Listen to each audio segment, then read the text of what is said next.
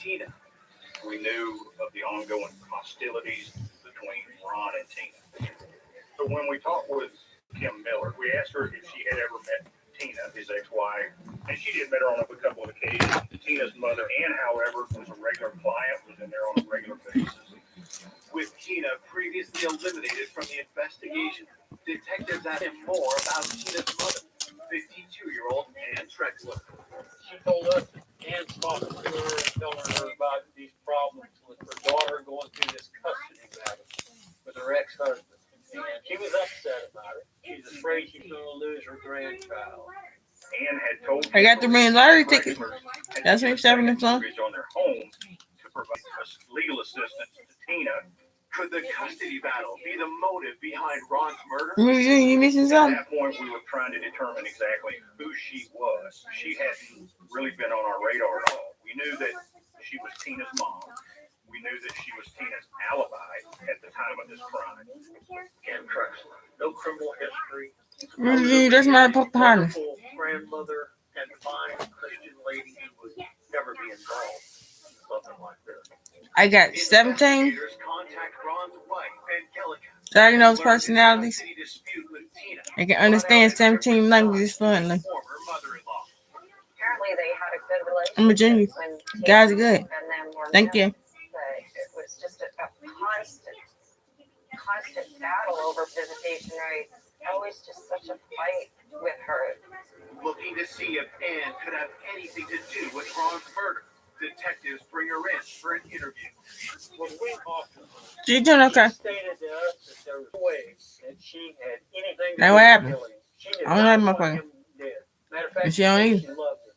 And then Ann Trexler wanted a lawyer. Once they get a lawyer, you're done talking. So we're kind of getting a heightened sense of concern as far as her involvement in the case because she decided to basically not cooperate with the investigation. Having hit a wall with Ann, detectives get a breakthrough when forensics results arrive. We got confirmation that Tony's boot was consistent with the shoe impression that we had at the scene. Also, Tony had been in possession of the guns used. Now you've got a personal item putting him at the crime scene. At that point, we knew we had our shoe. That's a big piece of evidence right there. We were able to go back to Tony and present him with what we knew. He admitted killing Ron. His very words were, "Okay, I did it." It's the shortest confession to murder I've taken in my career. Investigators push Tony to reveal how Give me my goddamn tail. and what he tells them is shocking. Tony told us that Ann Trexler wanted to have her ex-son-in-law killed. She was willing to pay to have it done. When we found out Ann Trexler wanted to hire somebody to kill Ron, I mean, this is unbelievable. My tail, Hannah. Mother-in-law, My tail works. You might, devil's a lie. Give my goddamn tail. God damn it. He had met Ann at the hair salon. She was complaining about Ron and that the two of them had worked out a deal for Tony to kill Ron in exchange for about $10,000 to be paid to Tony. On November 10th, 1998, Tony is charged with the first-degree murder of Ron Stolo. But the case is far from over. Detectives turn their attention back to alleged mastermind Ann Trexler. Searching for answers, detectives pull Ann's phone records. The phone records were a treasure trove of information. They showed a lot of phone traffic between Ken Miller and Antonio Perez and Ann Trexler. It clearly looks like Kimberly was. These white people like on. She my damn tail. Hell, fuck you. Like on Mardale. Do not go to the boot church. They got the whole neighborhood surrounded and shit. You get a chance, just walk past it. Just walk past it. Just go on that side of the street and walk past it. We were able to show that For Mr. Charlie. received a phone call from Ken Miller the morning right after Ron's death. So there were links to tie Ann Trexler to this plot, but there was no hard, concrete connection of evidentiary value. We needed something else that would show that Ann, in fact, had hired Antonio Perez to kill Tony Perez, he says that he can come to agreement with Ann Trexler, kill Ron for $10,000. Detectives scour Ann's financial records for any signs she had commissioned Ron's murder. We have withdrawals from her bank account that coincide with when Tony says he was paid and the amount that he was paid. So now we have proof that what Tony's telling us is accurate regarding being paid.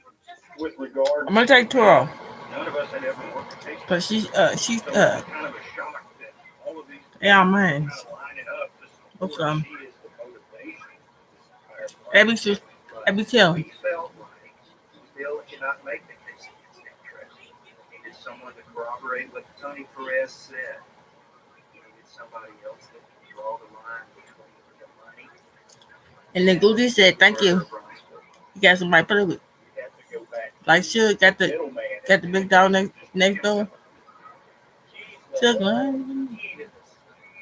She was looking at criminal charges, but without her, we're not going to get Ann. She is the only way that we're going to have true account of what happened. We went picked up Kim, brought her in. Kim Miller, she spoke. She said, I'm not talking to you. I'm not telling you.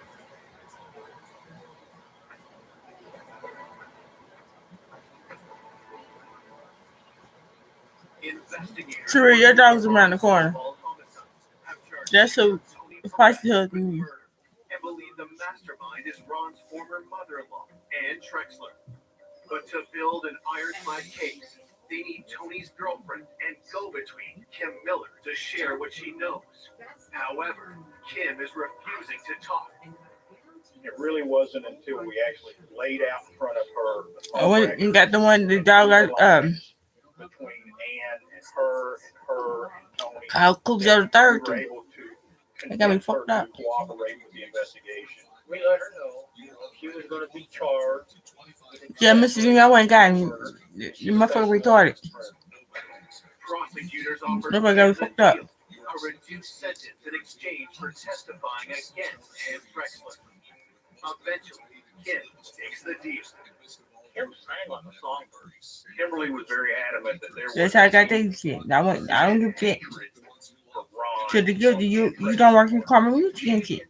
Indicated Bitch. that on many occasions, Van Trexler ranted and raved about Ron Stoker, how bad he was. He was going to move her granddaughter. And she wished that somebody would take him out. And it got more and more. Finally, Kim said, okay, if you're really serious, I know somebody might help you.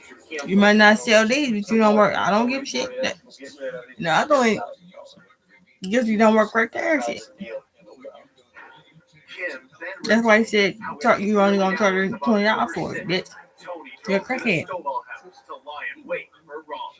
About 3 And keep months kids low ain't never been nobody. Ron went out to his vehicle. Tony took a shot at him. Pistol. And Ron ran inside and slammed the door behind him. Tony Perez And real is evidently. struck Ron with that. To finish Ron off. For the point, we need the outside. We need to cover the heroes. We need a covering. I ain't talking to motherfucker.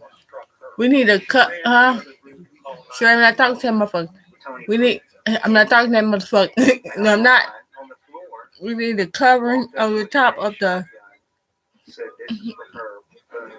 Yes, Bimbo, you're on the road. I'm not talking to that Made the motherfucker. statement, this is for her. It's our belief that Tony was doing this on Ann's behalf.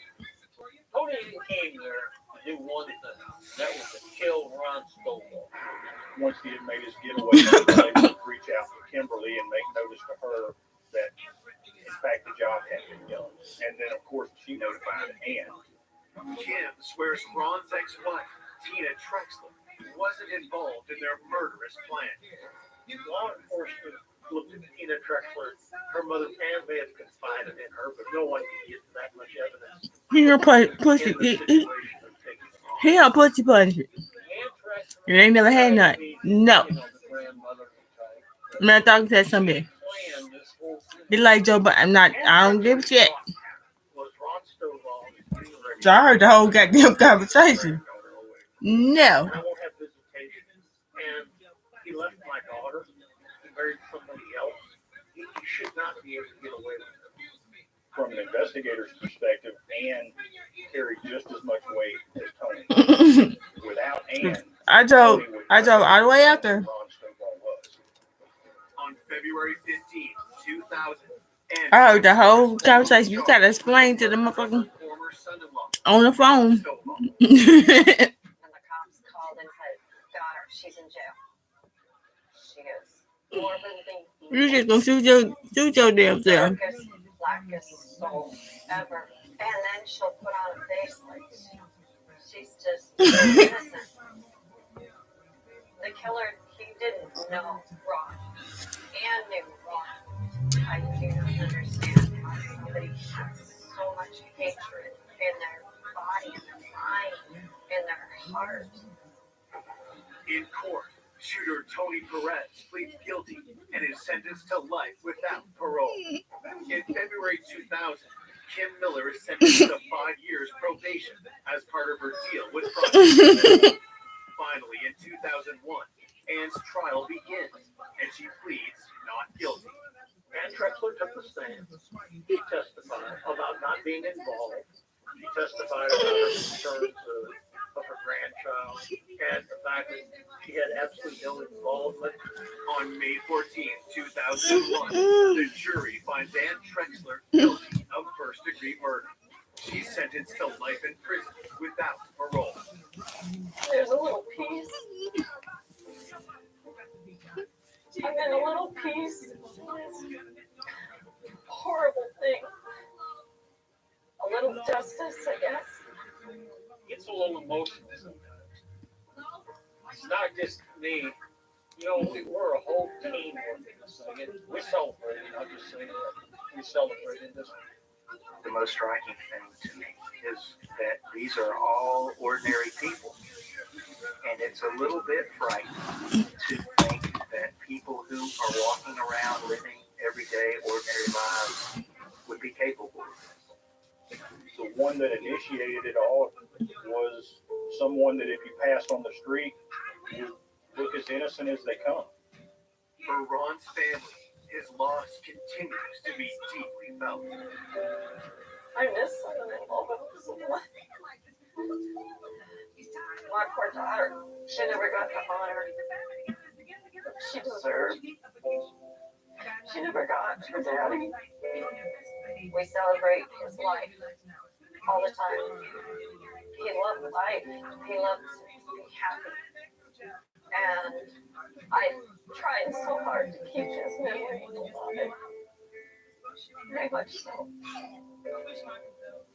I will never forget how amazing Ron was.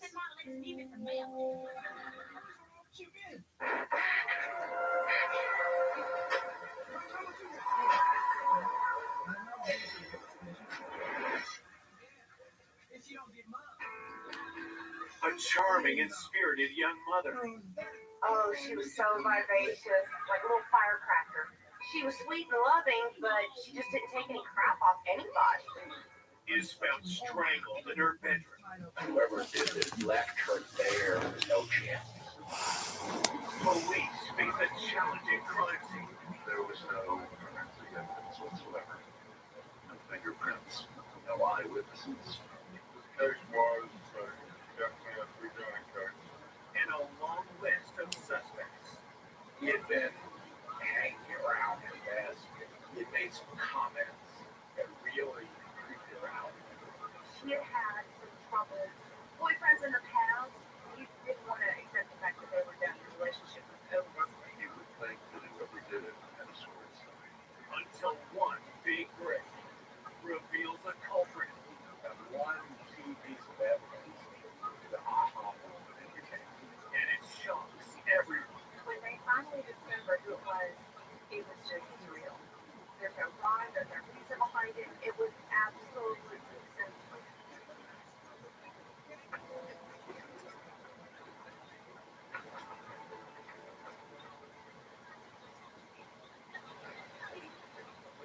Just before 5 p.m. on a Monday in March of 1999, in the small veteran community of Norcross, Georgia, police raced through the suburban streets in response to a a 911 call. The only information that we had at hand initially was there had been a person discovered dead in an apartment. It was her fiance that had called 911. When we arrived at the scene, we spoke with the fiance briefly. The man tells detectives the victim is 20-year-old mother of one, Danielle Jennings. Her 2-year-old son is currently in daycare. The fiance told us he walked in and found her lying on the bed, and he stated that she was cold and blue. She was deceased by that point. She was face down on the bed, and he rolled her over and then called 911. While Danielle's fiance is taken to provide a statement, investigators take a close look at the crime scene. When we went back into the bedroom, she was on the bed, fully clothed, laying on her back, but you could obviously see the signs of strangulation. She had a ligature around her neck. The ligature appeared to be some type of stocking, and it was tied around her neck very, very tight. It had been tied off to leave it that way. It's not like it released, which I thought was pretty unusual. I mean, whoever did this left her there with no chance to survive. The ligature was not in the back, which would tell you that the person was on her back behind her when she was strangled. Detectives explore the rest of the crime scene, looking for clues. The bed was messed up. One of the dresser drawers was open. The stocking that she was strangled with may have been one of hers out of that drawer. Her purse was dumped out as if somebody had dumped the contents and rummaged through it. It could have been a robbery or a burglary just gone wrong.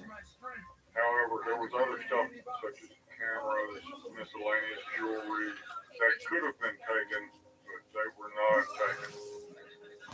It was possibly a burglary that had been interrupted, but you always have to consider the possibility that it could have been a staged burglary because, frankly, there really wasn't a lot of disruption. Next, investigators try to determine how the killer entered the apartment. There was absolutely no tool marks or anything on the front door, and then there was a sliding patio glass door. It was locked. There was no evidence of tampering with it at all. We went around, we searched the outside, but we didn't turn up anything of any value. Before they return to the station to interview Danielle's fiance, detectives fan out to speak with other tenants in the complex. Most of the people in these complexes work during the day, and so most of them are not home. We left our business cards with a note asking them to please give us a call. As the crime scene investigation continues, news of Danielle's violent murder quickly spreads to her family and friends. When I found out that Danielle died, I said, no, you've got to be kidding me. I said, this cannot be real. And then I dropped the phone and I just started screaming.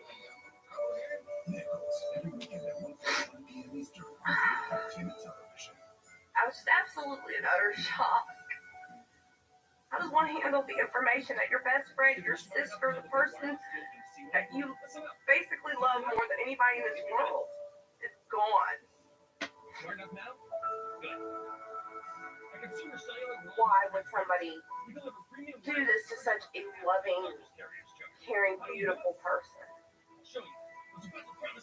Born in Columbia, South Carolina in 1978, Danielle grew up with her mother and stepfather in Stockton, Georgia. Even in her youth, Danielle had a magnetic personality.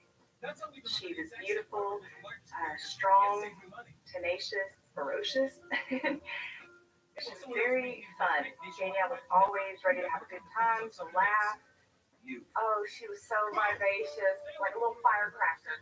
She was very tiny, but she had this big attitude. She was sweet and loving, but she just didn't take any crap off anybody. Danielle showed her resilience when she was left to deal with an unplanned pregnancy alone at the age of 16. there was never a doubt in her mind that she wanted to have that baby. She wasn't scared. I mean, she had brass balls of steel.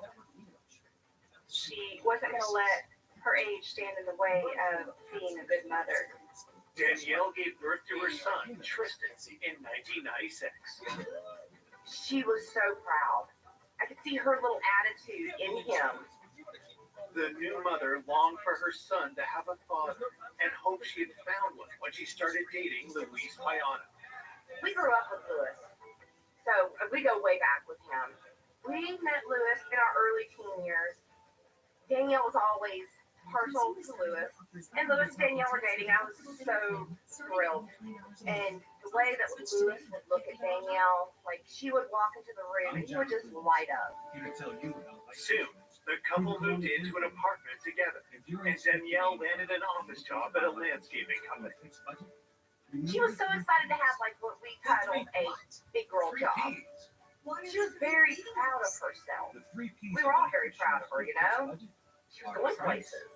In December of 1998, Luis asked Danielle to marry him. She was so excited, and I'm like, this is going to be the best marriage ever. When Danielle first got her engagement ring, it was too big. And I said, girl, you got to get it sized. She's like, I don't want to take it off. It was beautiful. Danielle had everything going for her. She had a great career opportunity ahead of her. She had a man she was so excited to marry. She had a beautiful son that just meant the world to her. Danielle was really on top of her game. She was probably the happiest I have ever seen her. Now, all Danielle's happiness and hope has been stolen by a cold-blooded killer. I could not even fathom why somebody would do that to her. Back at the crime scene, investigators are searching for answers. The scene raised several questions. Of course, the most obvious was how did whoever it was get into the apartment? There was no sign of forced entry. Was it someone she knew? You know, working off the percentage, the person most likely to kill you lay next to you in the bed. In this case, Danielle's fiance. Coming up, detectives unearth dark secrets. She had had some troubles. Boyfriends in the past. He was violent, abusive. You could tell when he was talking about Danielle, but it made it bad. He was just very, very creepy. And I know they had tumultuous fights. The person that did it could have been amongst them. And just as the case threatens to turn cold, It felt like we were hitting a brick wall. I had a few fear that whoever it was got away with it. a stunning revelation points to a killer no one suspected. The killer was much closer to home than anybody first thought. I don't think anybody saw it coming.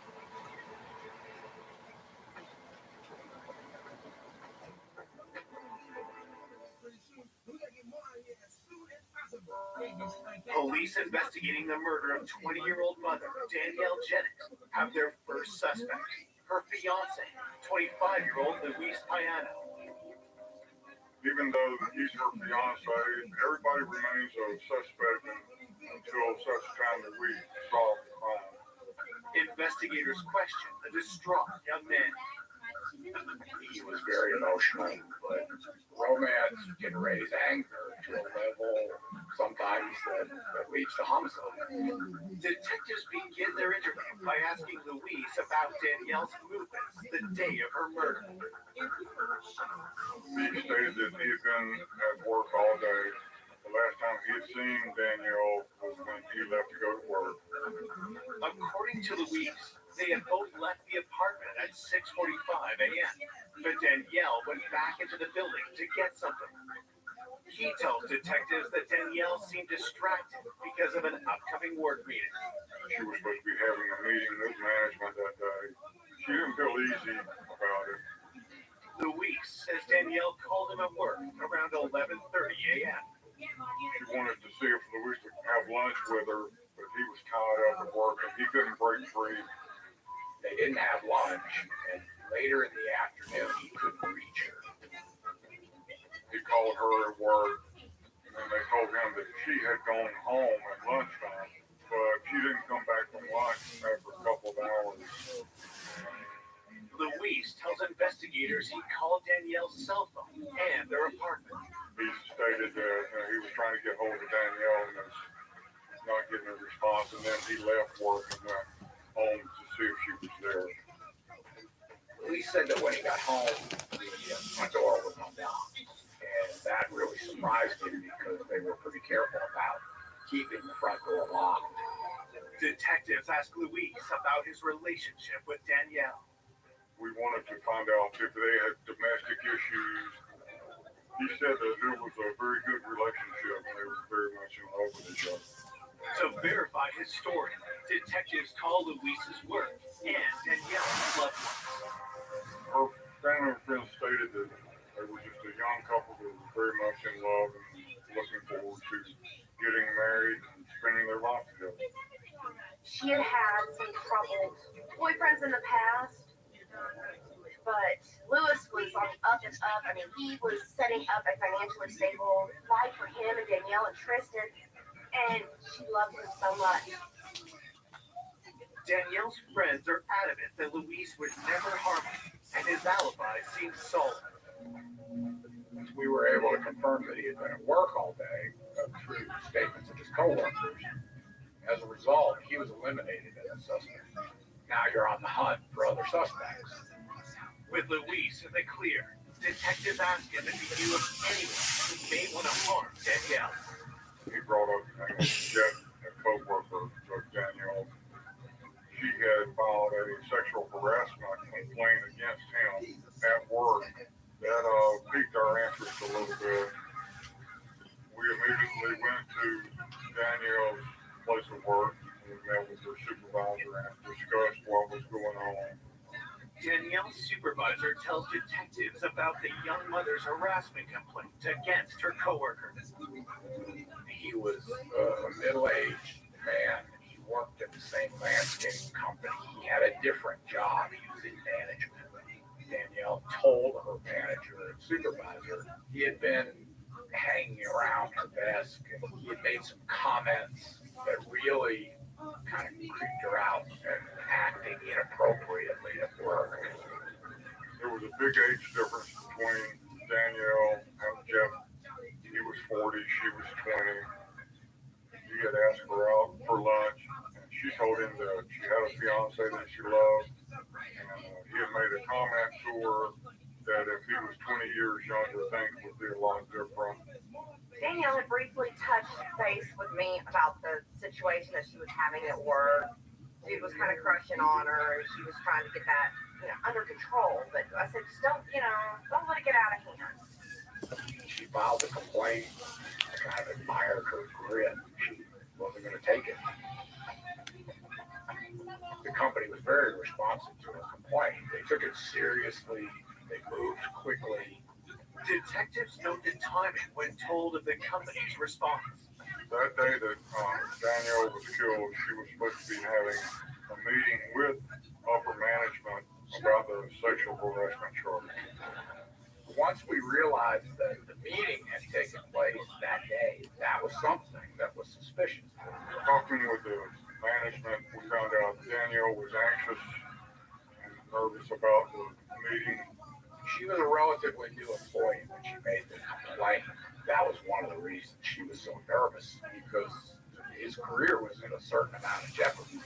Coworkers state that after the meeting, Danielle went home for lunch, but never returned. She didn't come back, and we knew that was consistent with the time of death.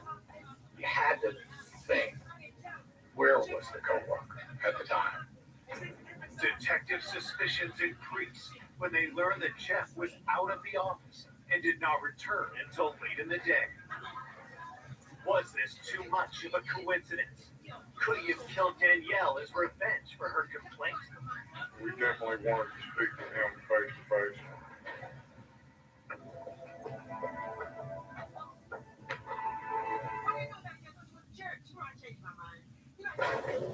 Detectives hunting the killer of Danielle Jennings suspect a harassment complaint against her coworker, Jeff, may have led to retaliation and murder. Hey, retarded bitch. On good times, you ain't telling me to do shit. We had to consider the possibility that he followed her home and ambushed her and killed her. Investigators bring the I don't give 40-year-old shit. in for an interview and ask about his interaction with 20-year-old Danielle. Ain't no police. Fuck you. Passing me around for lunch. You're not telling me to do a goddamn thing. I don't give a fuck if these two motherfuckers got to go to jail and shit. Talked about the sexual Bitch. harassment complaint and pretty typically said, hey, it was not a big deal. I didn't know she was that affected. According to police reports, Jet denies any sexual intentions toward Yeah, take that up with Miss Robin. He told police that Bitch. whenever relapse had Don't married, tell me to he shit. met with Danielle, that he liked her. He seemed to be genuine. And I'm bigger than what I was then. You ain't telling me to do shit, bitch. detectives ask if Danielle Make me, bitch. have a reason to want to harm her. First reaction was angry. He was adamant that he was not a suspect. And then he said, could have been me because my truck was broken and I was on a job with somebody else with a coworker. And I could prove it. Jet provides investigators with the name of the coworker he claims to have You ain't telling me to do shit. You ain't getting shit from me. You ain't doing the goddamn thing, bitch. You ain't telling me to do a goddamn thing. You know, I don't give a damn. I had my first house. For you, old enough to walk, motherfucker. You got crane neck, with his came alibi in crutches and shit, bitch. police eliminate Jet as a suspect. 24 hours after Danielle's murder, the enormity of her death is only just starting to hit home for Danielle's loved ones. Things like that didn't happen where we grew up. I could not believe somebody would do that to her. I don't care what the fuck you The most got. nightmarish thing I could imagine. Get your own shit. It made me question God.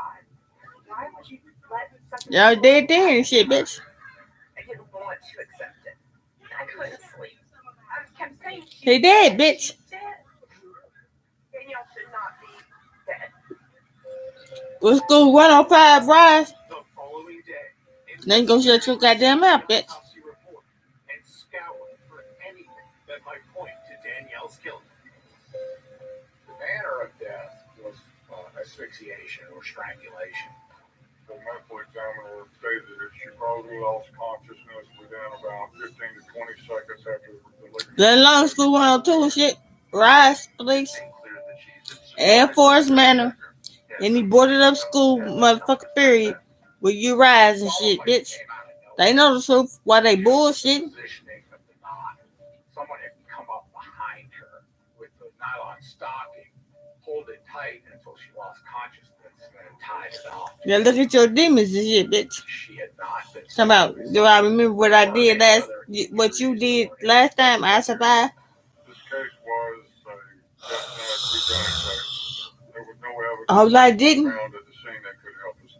So do you remember what I did to your dumb ass last time, bitch? You dead and I. No fingerprints, and nothing a lab could look at.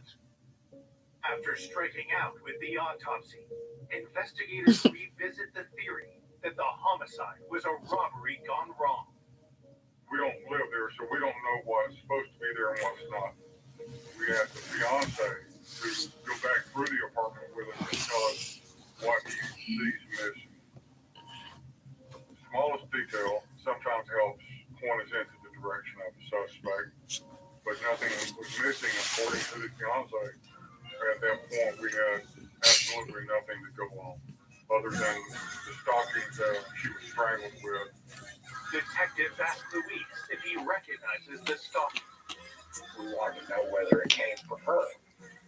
It was a tan knee-high women's stocking, and he said that she never wore anything like that. And we didn't find any in the apartment. Whoever did this brought that with them. The homicide was brutal, violent, and vicious. It lent itself to a personal motive. You would think that whoever did it had a score to settle. Louise told us she had had some tumultuous relationships in her past, so we pursued that angle. Investigators asked Danielle's friends about her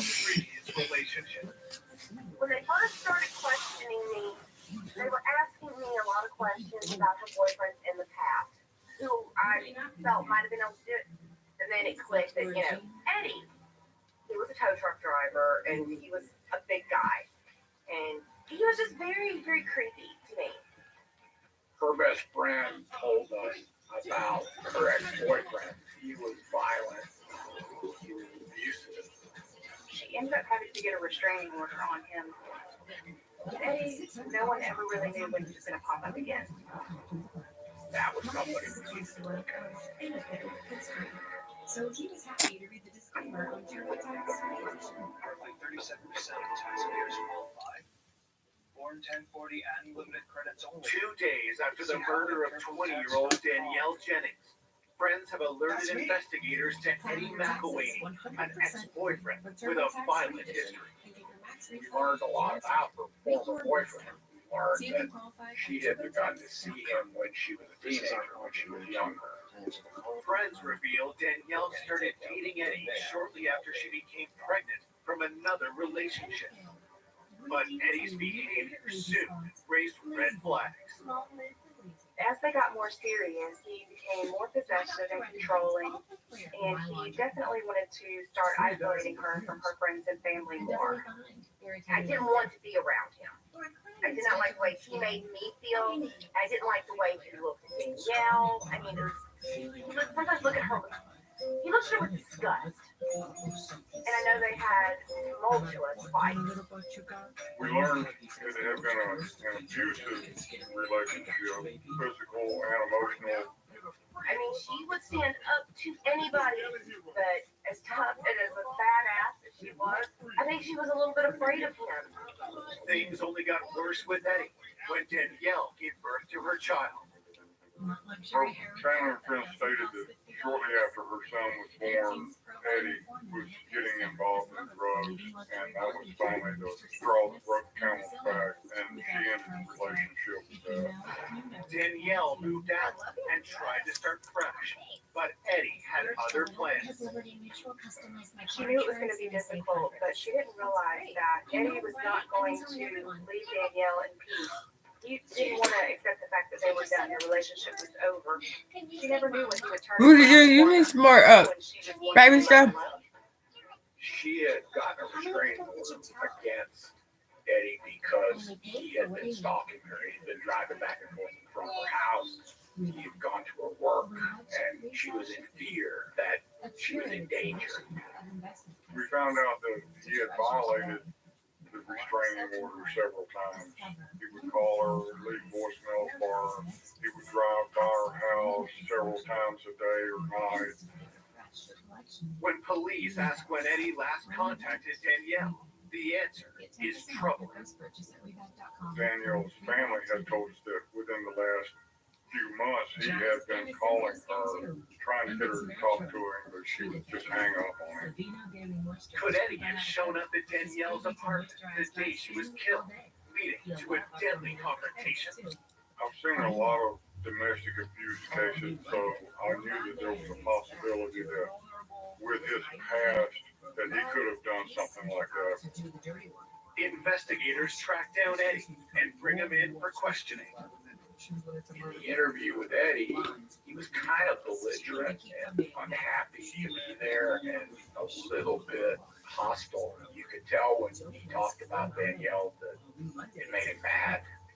What we saw with Eddie certainly had all the earmarks of a domestic violence case. When questioned about his relationship with Danielle, Eddie's responses raised detective suspicions even more.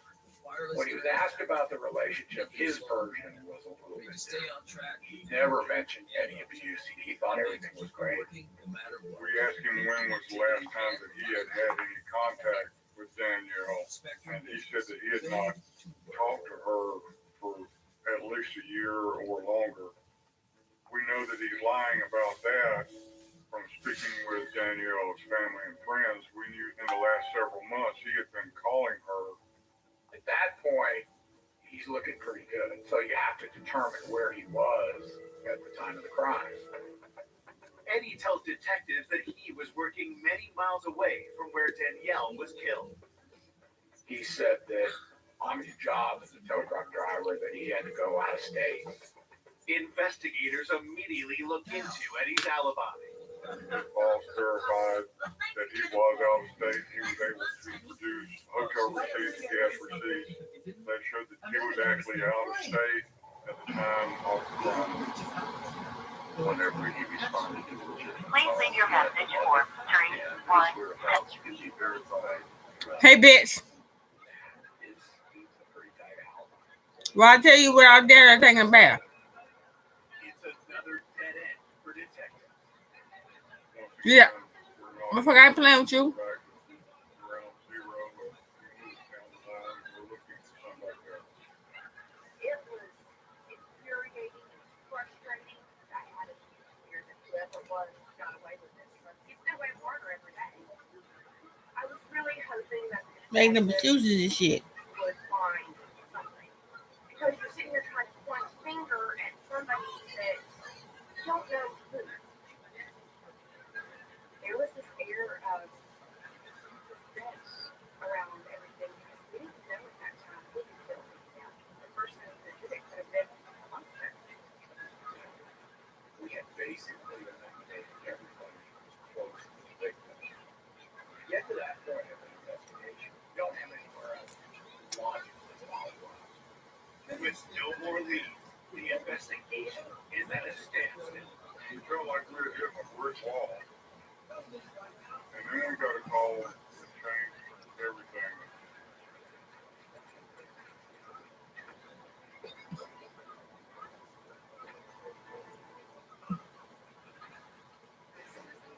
Three days after finding Danielle Jennings strangled in her apartment bedroom, police hunting her killer have just got a stunning new lead. We received a phone call from a Miss Kirk that resided at the apartment complex. The woman tells detectives about a disturbing incident that took place a week before Danielle was killed. She was awakened one morning by someone knocking at the door. And she looked out the peephole but didn't see anybody there, so she went back to bed. And a few minutes later, she hears the front door open, and the maintenance man is standing there. The maintenance man says that she's there for a work order. However, Miss Kirk says she felt very uncomfortable the entire time that he was in there because he was always staring at her, like he was more preoccupied with her than he was completing the work order. The woman cannot provide the name of the maintenance man, but she gives a description to police. Detectives head back to Danielle's apartment complex to investigate. While speaking with the management at the complex, we found that there was another case similar in the past from Miss Bruno that lived in the apartment complex. Management told the detectives that someone had walked into this woman's apartment. She, of course, asked him who the heck he was. What are you doing in my apartment? And he said maintenance, and claimed that he was there to change light bulbs. And she said, I don't have any light bulbs to change. He kind of mumbled and stumbled, and then, maybe I have the wrong apartment. And he backed out and left. It was so similar to the other one, which of course raises our eyebrows. The complex was big enough so there were several maintenance workers, but only one closely fit the description given by the young ladies. That would be Calvin Oliver. We showed a photograph of Mr. Oliver to Miss Bruno and Miss Kirk, and both of them identified him as the person that had walked in on them. Investigators discover a disturbing trend emerged after Calvin had been hired 7 months ago. Come to find out, there had been several burglaries reported where items had been stolen out of apartments that had no forced entry. Could Calvin have been responsible for these thefts? We learned that he had an apartment in the complex.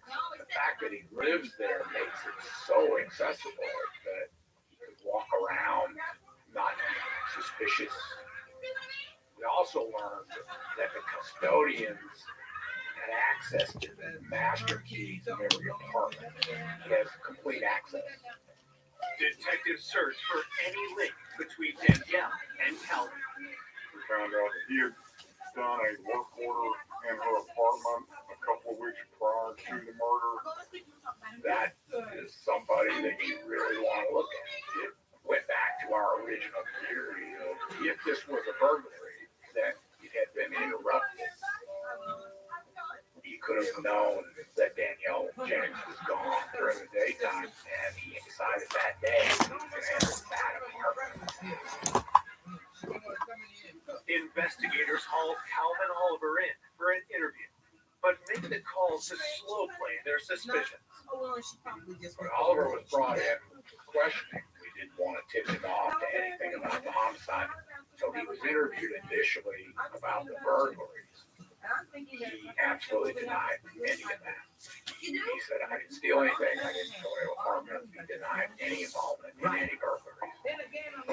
The 42-year-old tells detectives that his intrusion on the two women in the complex was a simple misunderstanding. Once we got around to interviewing him about the murder, the first question was, did you hear about this?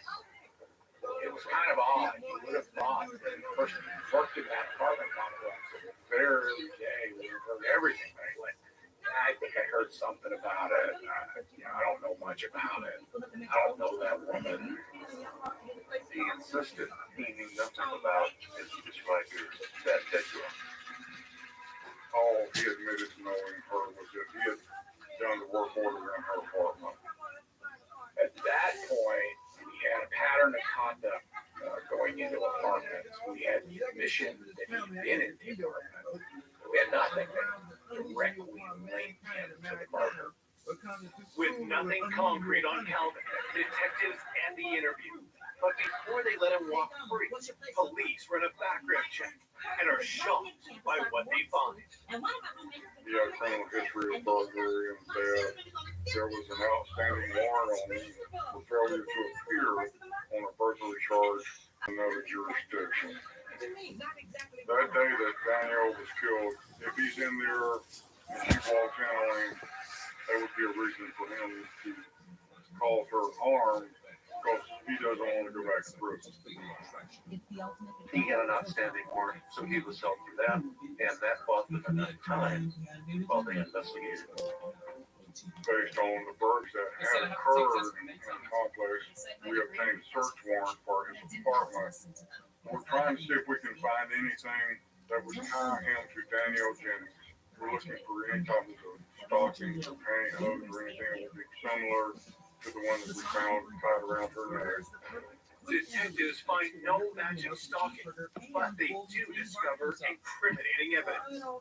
We do find evidence of the other burglaries that have been committed in the complex, and then we also found out that he had possession of a master key for the apartment complex so that he could open any door on any building at any time, and he was not supposed to be in possession of that key. It's only enough evidence to allow investigators to charge Calvin with burglary. We concluded that search with those items, but nothing was found relevant to the murder. You really don't have anywhere else to go at that point. We don't have a stocking, we don't have anything that ties him to Danielle or her apartment at all. That's where we were. Police out of the blue said you had the engagement ring. We told him, no, we don't have a ring, we didn't know one was missing. Then he described the ring, and then the big bright light goes off. When we were doing the search on Oliver's apartment, we noticed a ring on a dresser in this bedroom, but the ring didn't match any of the items stolen, so we really didn't have a reason to seize it at that time. We do another search warrant, go back into the apartment, seize that ring, show it to the fiance. He can't positively identify the ring, but he says her best. Hi, Mr. Emmett Smith, what you doing? If we were able to identify that as being Danielle's ring, that would physically tie Oliver to Danielle and her apartment on the day that she was murdered. With the entire investigation on the line, detectives race to the home of Danielle's best friend. That ring, the engagement ring. This is something we gotta know. was that?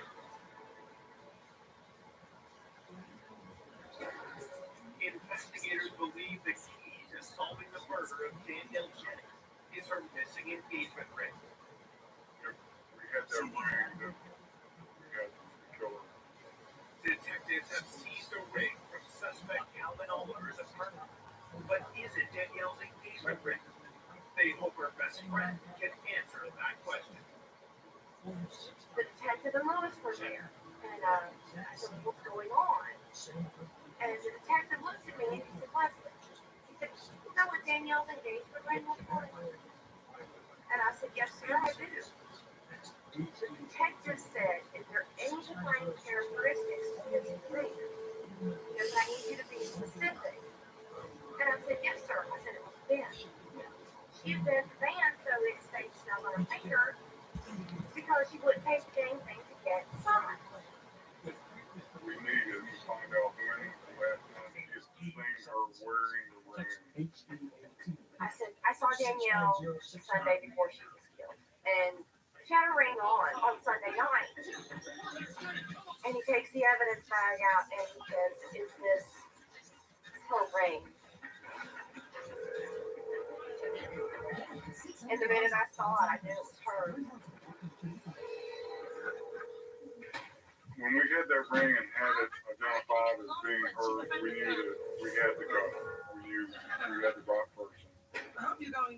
Finding the ring was the aha moment in the case. That was the piece of evidence that allowed us to charge Calvin Oliver and murder. 9 days after her death, Calvin Oliver is arrested for the murder of Danielle Jennings. Please leave your message. The primary charge was malice murder, and that means that you intentionally and unlawfully kill another human being. Detectives once again interview Calvin, this time taking a different approach. Once you have a suspect under arrest for the charge that you're interviewing about, then the interview becomes very direct. He was given a chance again to tell the story where he denied any involvement in murder, and then he was confronted with the evidence. We told him about the ring, and that's when he said, "Well, I stole that ring 2 weeks ago when I did the work order in her apartment." Hello. That was the last What are you doing? had seen her wearing the ring. Where's Indian Dream? Calvin refuses All right. to answer I any was more checking. questions. I love you. That he was being charged with malice murder. Bye. See you later. I might come. To the apartment because you had intent to harm someone. That there was no intent. That was a good comment to have in the statement. It's like he admitted to killing her without knowing that he had admitted to it. We were convinced 100% that we had our guy. This is the guy that was responsible for the death of Danielle Jennings, and we were going to send him to prison for the rest of his life. News of an arrest in Danielle's murder brings relief to her loved ones and surprise. When they finally discovered who it was, the maintenance man in her apartment building, it was just surreal. I don't think anybody saw it coming. The killer was much closer to home than anybody first thought. When I saw his picture, I threw up, knowing that was the man that strangled my best friend for no reason. At trial, prosecutors present how they believe the crime unfolded. The day Danielle was killed, Mr. Oliver had already let himself in, hoping for financial gain. After the HR meeting about her coworker, Danielle went home for lunch by herself. Once she opened the door and stepped in, he knew she was there, and he knew she could not exit again. He was not going to get caught. He ambushed her from behind with the stocking. He came over her Please head, leave your message for 462. pushed her down onto the bed until she lost consciousness. Hi, Diamond. It's Adrian. If you were looking for another job or a part-time job, try Fresh Time Market right there in Bar Ripple. Love you.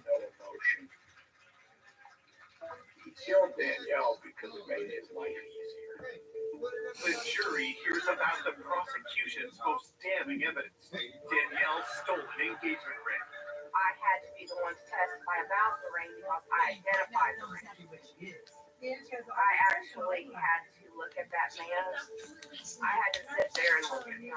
Calvin Oliver sat there with just staring daggers into me, what he did, and tried everything he could to make me feel uncomfortable. And I took a big deep breath, and I stared right back at him. There was no explanation for the presence of this ring in Calvin Oliver's apartment, other than he took it off Danielle Jennings' dead finger. On October 13th, 2000, after a 5-day trial, the jury delivers their verdict. He was found guilty on all charges. The judge sentences Calvin Oliver to life in prison. When the verdict came through, we were all holding hands. We just knew justice had been served as far as it could be. I mean, we were glad, but it still wasn't that way. All was never the same again. It destroyed her. That horrible man took away an angel that was perfect. She was a huge life to me, her fiance, her son. She was everything to life to me. I hope the best will dream of her. There's not a day that goes by that I don't miss her.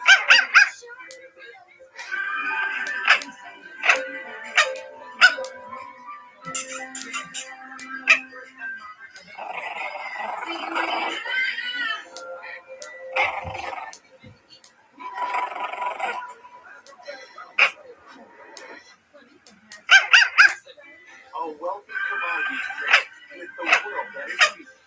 My brother was fun-loving guy. He had anything he wanted. Instead of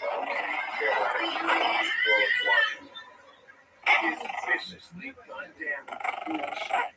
Again and again and again. With his wife and kids in the home at the time of the attack.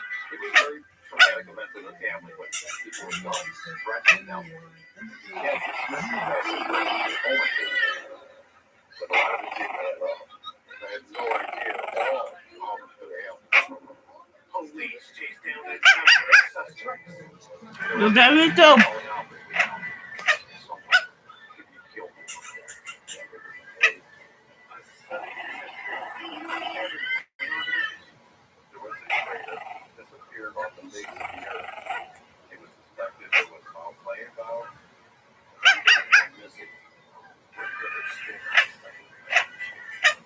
Every week brings investigators to advance.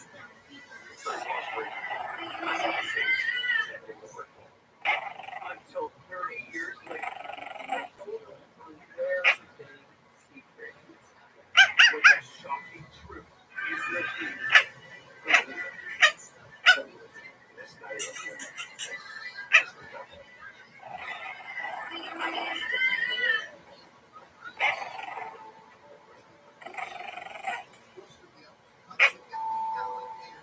Just 3 days outside Chicago, Illinois.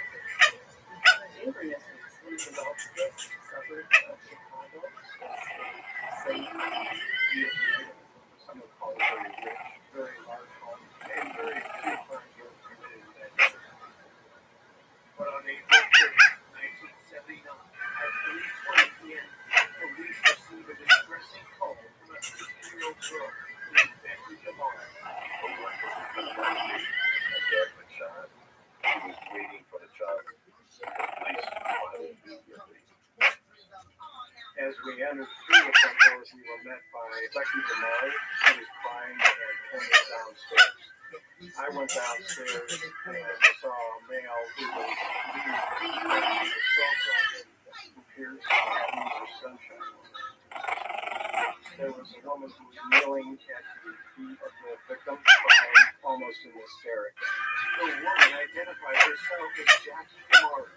She said the victim and her husband, Carl, and that she and her children, Bobby, Carly, and Nick, were in the home when the intruders stormed in. Those children must have been terrified and felt so helpless. It's belongings were taken out to the squad cars and away from them. The investigators set to work processing the crime scene, starting with the body. I went over to the victim. I didn't find the pulse. There was a number of bullet holes in his chest with the blood basically draining down to his pants. I noticed a 9mm gun, and there were a number of 9mm casings that were strewn about the victim's feet. There was also a small .380 caliber gun. It appeared that a 9mm was placed in some type of a safe. This would be a stage killing. The victim was likely it didn't appear to be a natural position. I went and took an inventory of what the rest of the house looked like. The bedrooms, the dresser drawers had been opened. A number of items appeared to be tossed on the floor. I could see that there were jewelry boxes that still had jewelry in them. I was raising the question as to why they actually came to that residence. Was this a legitimate robbery? Was this staged to cover something up? You can't dismiss the fact that we're home invasion, but a lot of it didn't add up. It did bring into question that they were there really. So We took a number of fingerprint lifts from the kitchen, the dining room, and the bedroom area. one of the officers noticed there was no forced entry, nobody kicked in the door or pried it. As police continue working the scene, Carl's family receives the tragic news. My sister called and said, "You better get home, Carl was shot." The whole neighborhood was house boarded off. We were told by the police in the house that they're investigating. So we're all fun. When this happened, it was just those two shot in the middle that out of the hands. Disbelief. It just can't be. Carl Amore was born in Elmwood Park, Illinois in 1944. He was the third of four children. My brother Carl was a fun-loving guy. He liked to go out and have fun, go out and get girls, go to parties and things like that. When Carl was in high school, he met the love of his life. When he started dating Janet, he was 15, I think she was 17. He just knew that this was the wrong thing. He wanted to marry her. Still teenagers, Carl and Janet started a family right away. Carl was excited to be a dad. They had 4 kids. Becky was the oldest. Bobby was the second oldest. Carly was the third daughter. And then Nick was the youngest. He was the son. By 1977, Carl had a perfect family and the perfect job, working in finance at the Chicago Board of Trade. Carl climbed up the ladder. He was energetic. And he loved it. He had his personality. He had anything he wanted. He had a lot of money. He came to Cadillacs, Wallace Watson, things like that. Tried to live a high life. From the outside, Carl's life seemed picture perfect. But then, his smile and death is his fancy shot. Shocked. Shocked. No one knew anything. What's going on? I had no idea at all what happened to him.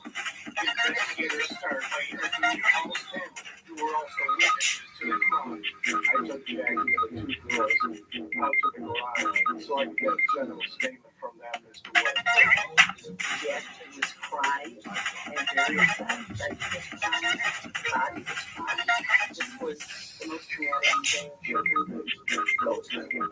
They said Carl went to work. Jack was at home with their 13-year-old daughter, 5-year-old Charlie, and 2-year-old Matt. Around 12:30, Bobby was running out of couch. And she's watching TV. And she said the 2 men were wearing stocking masks and dark clothing. And they had come into the unlocked back door. And they pointed guns at her. And they asked her, "Where's your mother?" So Bobby leaves. You see what you're doing, bro? You good out here. Sure, bro. I'm ready. Why everybody look up to you? Oh, Captain, you want a motherfucking thing with your goddamn. Look at that lip. Eat some goddamn Vaseline, motherfucker. Broke that this nigga. Somebody said we good. Who bought? Nah, you know what I'm saying? I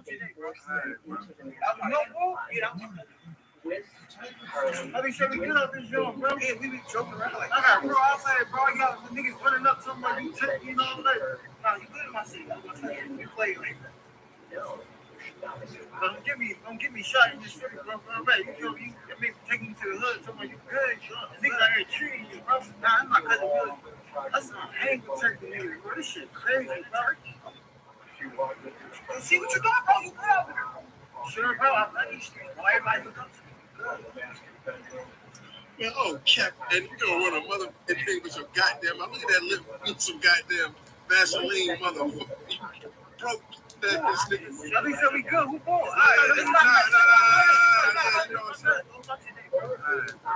Nah. No ball? I think so we good out this joint, bro. Yeah, we be joking around. Like, I got bro outside, bro. You got the niggas running up to me like you tripping, you know what I'm saying? Nah, you good in my seat. You play it. Don't give me shot in your city, bro. You feel me? I mean, taking you to the hood, talking about you good. Niggas out here treating you, bro. Nah, that's not cutting good. That's not hang with turkey niggas, bro. This shit crazy, bro. See what you got, bro? You good out there. Sure, bro. I'm ready. Why everybody look up to me? Man, oh, Cap, and you don't want a motherfucking thing with your goddamn. I look at that. Shorter than the first, slightly heavier with the white nails and pale complexion. Bobby and Jackie were able to do of the faces of baseball. I think there was a lot of holes. Nobody's going to recognize it.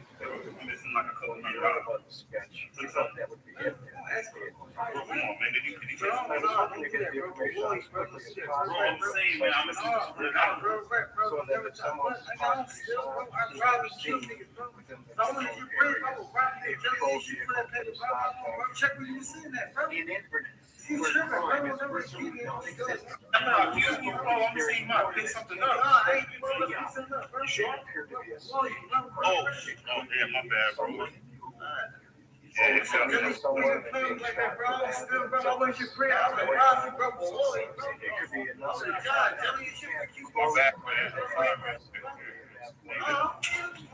Coming out, investigators uncover sordid secrets. Might have had some associates who might have been involved with the mob. It's definitely raised a red flag. The killers of the detectives. Man, why do you have to be on the unexpected witnesses?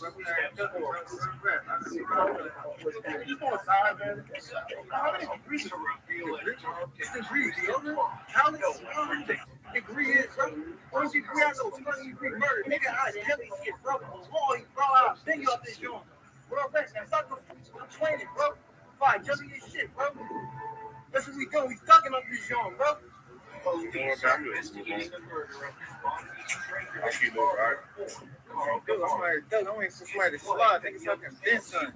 Hey, be safe. Why the fuck? Jackie and the two girls. They were completely overwhelmed by what was happening. Jackie and Bobby saw the gun. See that money right there, boy? Yeah, man, that's $35. Door to door, looking for witnesses. One of the neighbors saw two men coming from the house. Yeah, I can tell. Bro, you on your phone right now? Just cash out your bread. Bro, I said what I said. I'll get to it when I get to it, bro. Don't rush me, bro. I'll be right back. What? Hold on, man, I'll let you real quick, bro. You mean be right back, bro? I'm about to come right back. Be right back to do what, though, bro? I'm about to jelly and shit, bro. Boy, he getting jelly and shit, bro. I got real outside here, bro. Don't never tell me you be right back, bro. Bend you off this joint, bro. Real rap. Now, run your pockets, bro. Or run in your mouth. All you gotta do is wait for the cash app, bro. You wanna run your fucking mouth, bro. Now I'm gonna cash app me, son. Yo, bro, you gonna cash out that bread? Yeah, I can tell it.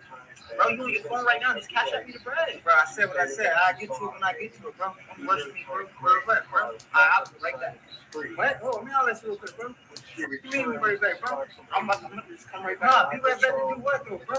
I'm about to jelly and shit, bro. Oh, he getting jelly and shit, bro. I got bro outside here, bro. Don't never tell me you be right back, bro. Bend you off this joint, bro. Real rap. Now run your pockets, bro. Or run in your mouth. All you gotta do is wait for the cash app, bro. You wanna run your mouth, bro. Now I'm gonna cash at me, son. saw that vehicle coming towards her. Yeah, I get to it. Bro, you on your phone right now? Just catch up with your bread. Bro, I said what I said. I get to it when I get to it, bro. Don't rush me, bro. Bro. I'll be right back. What? Oh, let me holler at you real quick, bro. You mean be right back, bro? I'm right back. Nah, be right back to do what, though, bro? I'm about to hide. Well, he getting out of telling you shit, bro. I got bro out there, bro. Don't never tell me you be right back, bro. Then you off this joint, bro. Real right. Now, where this car was observed to see if they could find any evidence. They also discovered tire impressions and some footwear impressions that were in the mud there where the car had been parked. got the sneakers, right? Huh?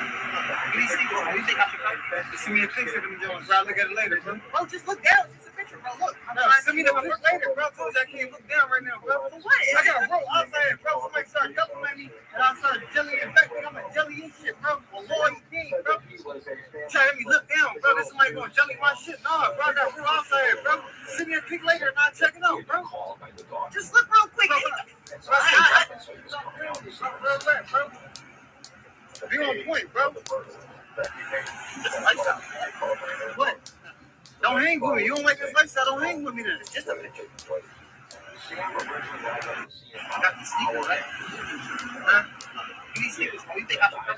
Send me a picture of them Jones, bro. I'll look at it later, bro. Bro, just look down. It's a picture, bro. Look. Bro, send me the picture later, bro. I told you I can't look down right now, bro. For what? I got a bro outside, bro. Somebody started complimenting me, and I started jellying back. I'm a jelly and shit, bro. A loyal thing, bro. He had offered to give them his phone records so they could try to establish a timeline of when that based on the time of the phone call, police believe the gunman arrived at 12:30 p.m. and left that afternoon.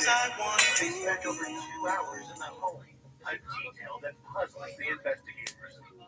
They spent so much time in the house, which is not normal. Home invaders should come in. Yeah, I know you got that look on me, but you want to go outside, you can go back outside. It's cold like that. The amount of items that were left behind You want to go or what? didn't indicate that this was a straight up home invasion. You want to go back outside, you want to stay in here? Whether or not they knew that What you wanna do? Amari was coming home at that point in time, Huh? and why did they kill him? Who Can't did hear it? you. Why? You want to go outside or What what? did he do that he Alright. deserved to have his life? Man, I know you got that look on me, but you want to go outside, you can go back outside. It's cold like that. Detectives turned back to Carl's You want wife, to go or what? Jackie. Anytime you're investigating, You want to go back outside, you want to stay in you here? have to look at the survivors. What you want to do? It was clear that Jackie had been the one to shoot Carl. Two armed invaders came in their house and blocked it. You go outside It or was what? very traumatic to the kids. Alright, then. And all of a sudden, the police were there. Man, I know you got that look on me, but you want to go outside, you can go back outside. It's cold like that. Not letting them move around You the wanna house, go or not what? knowing what was going to happen next. They were. You want to go back outside, you want to stay in here? Even after the What you wanna do? suspects had left, it was difficult to get them to concentrate on making a statement. Jackie was crying, upset. You want to go outside or what?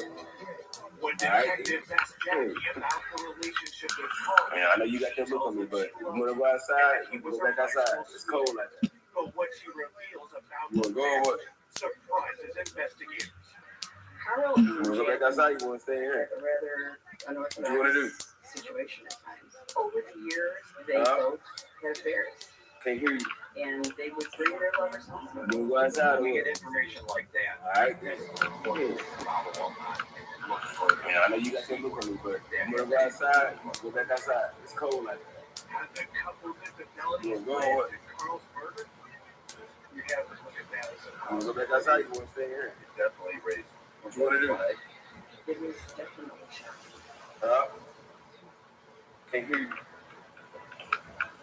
You want to go outside or what? Alright, then. Man, I know you got that look on me, but you want to go outside, you can go back outside. It's cold like that. Have learned he and his wife, Jackie, had both been unfaithful. That's a big red flag. We used to be looked after very thoroughly. Jackie tells police they had recently agreed to work on their marriage. They seemed to be getting better as you got into 1970. They were trying to work it out. They went on a romantic vacation.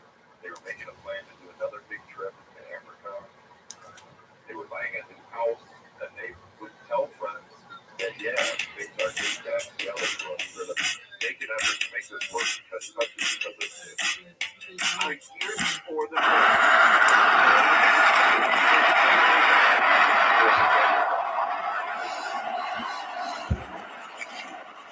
Hey, yo, what's up? Hi, How are you? I'm good. What's your name? I'm Genesee. Genesee. You got a boyfriend? I found a boyfriend. I want to have stop and talk to you. Yeah, I like that. My name's Sid. They call me CF Double OD, though, you hear me? I think I've seen you around before. Yeah, I mean, he probably suck. I be out and about, you know how I carry it. What's up? You got Instagram, though? Yeah. What you want to get into? You should take my number. Your number? What's your number? 678 678 822 822 4151. You can save me under your new girlfriend. Your girlfriend? That's how you stepping already? Yeah. Dang, so what you getting into later, though? I'm just going to go to the nail shop and run a few errands. Alright, so I'm worried, like, well, shit, I'm going to be moving around, get to this paper after that. Let's link up and do something. You have a number? Alright, well, look, check this out, though. What's your Instagram, too, though? JINANACI.